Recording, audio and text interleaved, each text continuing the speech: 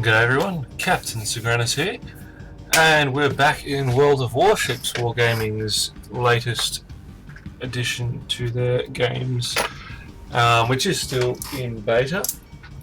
Now, last time I managed to not sink a damn thing, using both the Miyogi battleship and the St. Louis cruiser. So, just to change things up a bit for today at least, we'll have a very Japanese focus. I think we'll look at least the Wakatake, and either this video or next video we'll also look at the Tenryu cruiser, which is the tier 3 of the Japanese cruisers, the Wakatake being the tier 3 of the Japanese destroyers. I apologize for any mispronunciation of Japanese.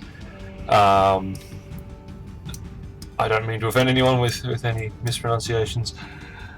Now, as you can see, I've fully upgraded the Wakatake, fitting it with the Type 6 torpedoes, which have a range of 7 kilometers and quite a hefty speed of 57 knots, which is considerably faster than my destroyer actually moves.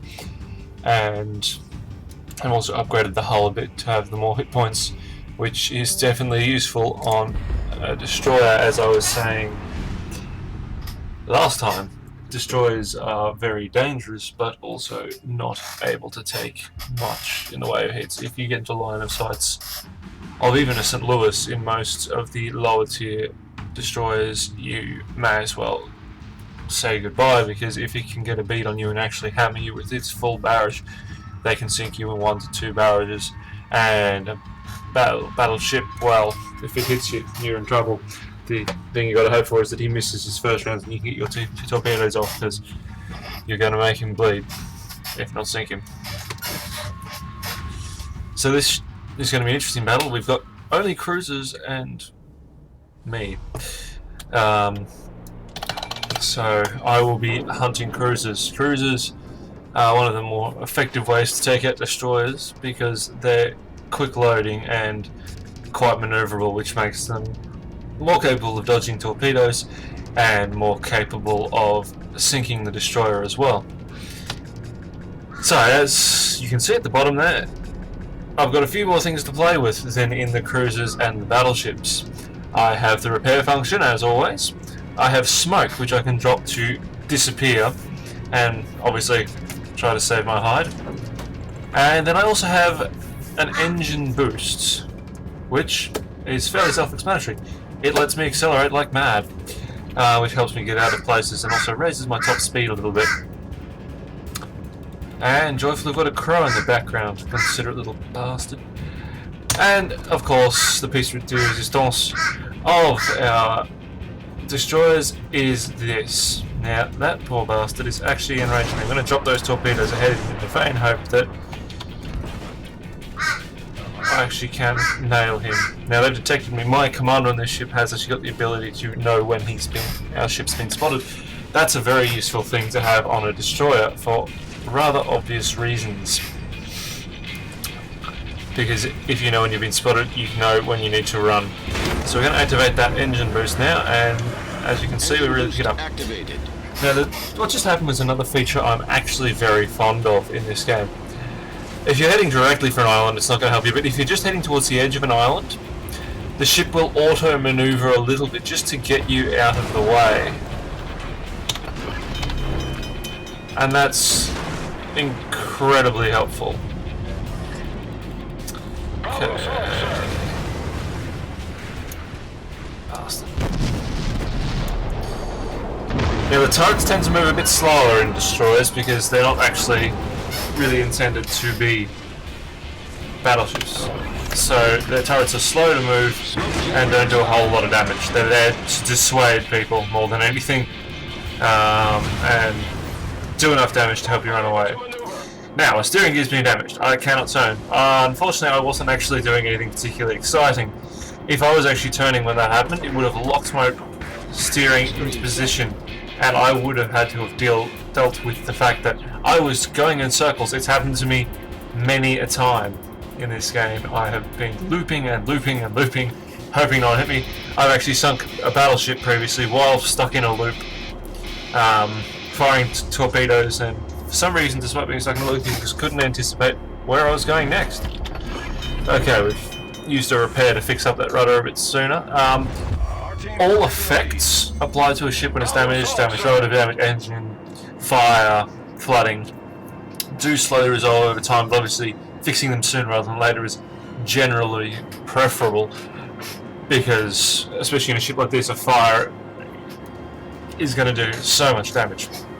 Battleships, if it's only one fire, I tend to just not bother unless I'm actually in combat, in which case I want to remove any advantage they have at all. Right. Engine boost deactivated. So there is our rival destroyer, just there. Spruance. Now we are once again playing against the AI. And as I said last time, the AI is respectably challenging. I mean, it's never going to be quite as canny and as devious as a human player, but as I said last time, it is quite possible for the AI to hand your backside to you on a silver platter. And it does some quite clever and unexpected things, though. Especially with the battleships, you do start to get how they move around the battlefield, because they're constrained obviously by the speed, so they tend to slowly duck behind islands and pop out the other side and blast you, which is a perfectly acceptable tactic, and one that I've used more than once while using a battleship.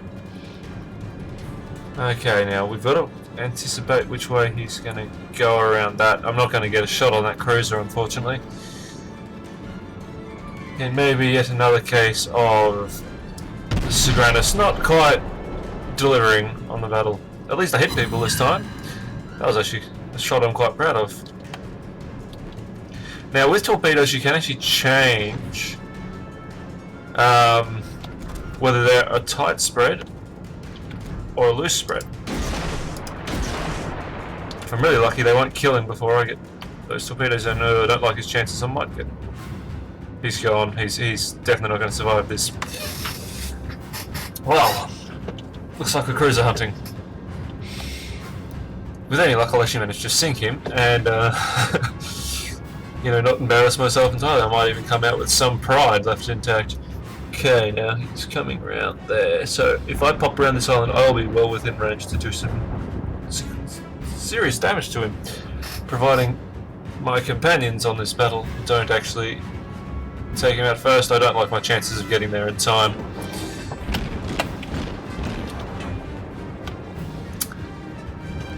Yeah. Seems every time I have a good game I'm not recording. And every time I'm recording I'm not having a good game. We'll see what happens though. We might get lucky.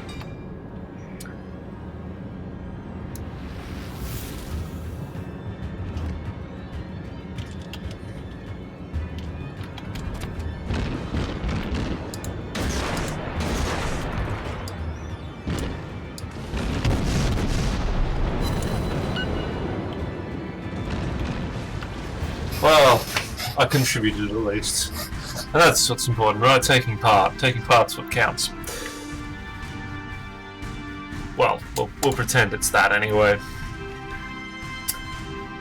Okay, I've actually got experience dispense. I'll actually show you this, and that'll probably wrap up the video. This short video. What I'm gonna do is I'm gonna break it down to one battle videos, unless I die during the battle and shorten the battle extensively. So. Seems rather obvious that would be the one I want.